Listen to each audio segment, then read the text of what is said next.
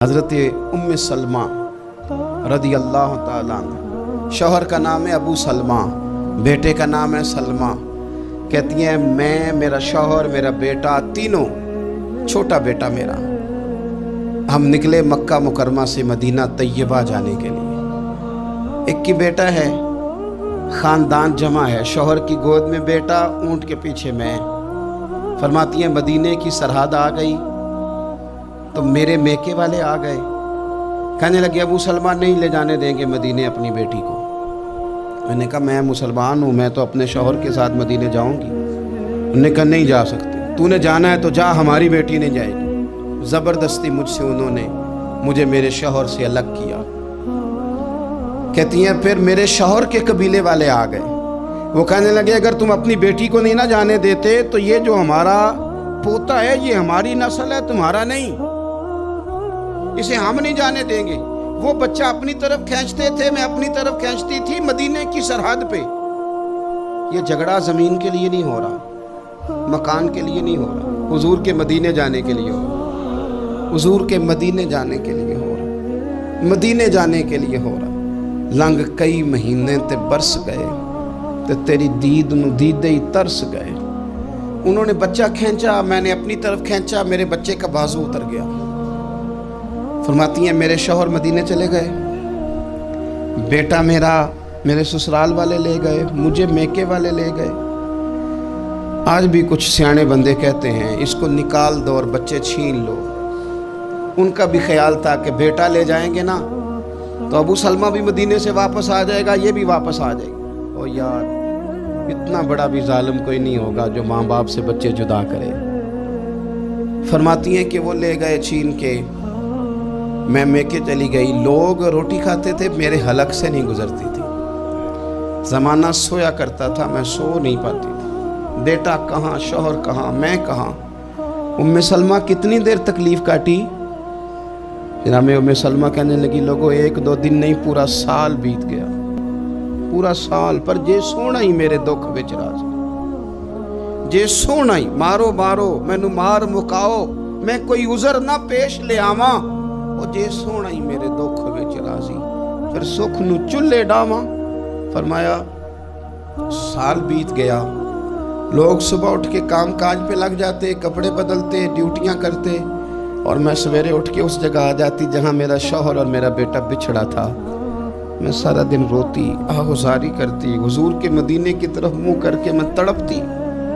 سال بیت گیا، سال، ایک ہفتہ نہیں نکلتا بچوں کے بغیر۔ بڑے بڑے سیانے لوگ پردیس جاتے ہیں تو بچوں کی فوٹو دیکھ دیکھ کے روتے ہیں، لیکن کہتی ہے ماں تھی، بیٹا بچھڑا اور پھر بیٹا بیمار ہو اور ماں سے جدا ہو، کتنی تکلیف کا منظر ہے۔ آپ فرماتی ہیں کہ ایک سال بیت گیا اور میں نے کسی کی منت نہیں کی، میں نے کوئی شکوہ نہیں کیا، اس لیے کہ جس حال میں رب رسول رکھے۔ یہ حوصلہ، یہ صبر، یہ توانائی ایک سال کے بعد میرے چچا کا بیٹا میرے پاس سے گزرا، تڑپتے دیکھ کر کہنے لگا میری بہن تو سارا دن روتی رہتی ہے۔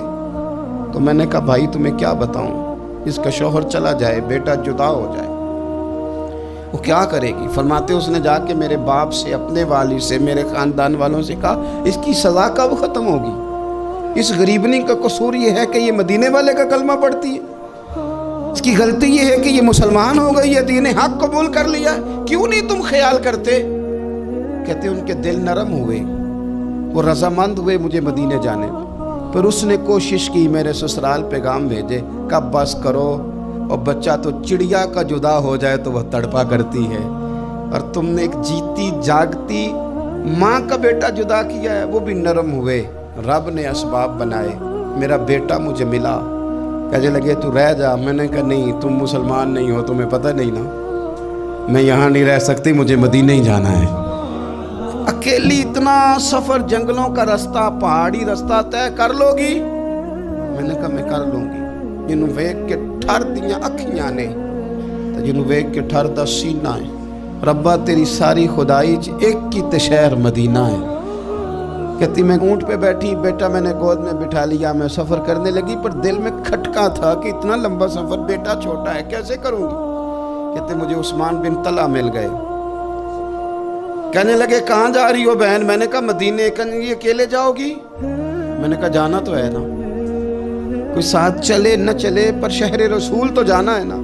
आप फरमाती हैं मैंने उस्मान बिन तलहा से नेक बंदा कोई नहीं देखा, मेरे ऊँट की लगाम थाम ली। जब मुझे ऊँट पे बिठाते थे ना, ऊँट बिठा के चले जाते थे, मैं बैठ जाती थी तो आके लगाम थामते थे। जब कहीं मुझे उतारते थे तो ऊँट बिठा के चले जाते थे, मैं उतर जाती थी तो ऊँट को बांधते थे। सोना होता था तो ऊँट बिठा देते, मैं उतर जाती, वो दूर जाके लेट जाते। फरमाती थी फिर मेरे लिए मेरे रब ने असबाब पैदा किए और मैं मदीना पहुंची।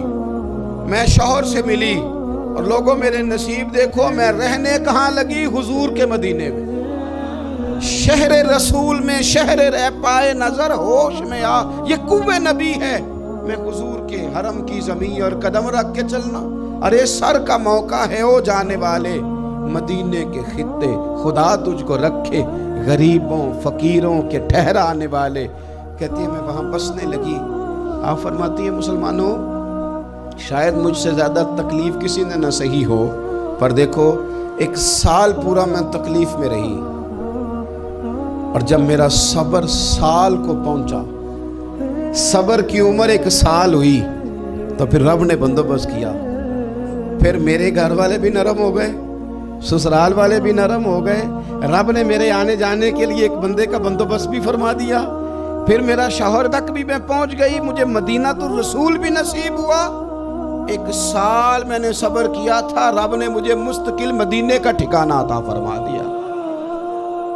लेकिन जो बंदा सब्र ही न कर पाए, जो सब्र ही न, जो कहे जी बड़ी दूर से आया हूँ, बड़ी देर हो गई, बड़ा टाइम हो गया, कब जाके मसला हल होगा? वो जो आपने बताया था वो तावीज़ कब असर करेगा, वो दुआ कब कबूल होगी, वो फलाना मामला कब? भाई ये डेट तो आपको रब रसूल ही दे सकते हैं। बंदा तो कोई इत्तला ही देगा, पैगाम ही देगा, दुआ ही करेगा। अगर ज़िंदगी में हौसला ही नहीं होगा, अगर आपको ये करार ही नहीं आएगा, ठहरना ही नहीं आएगा कि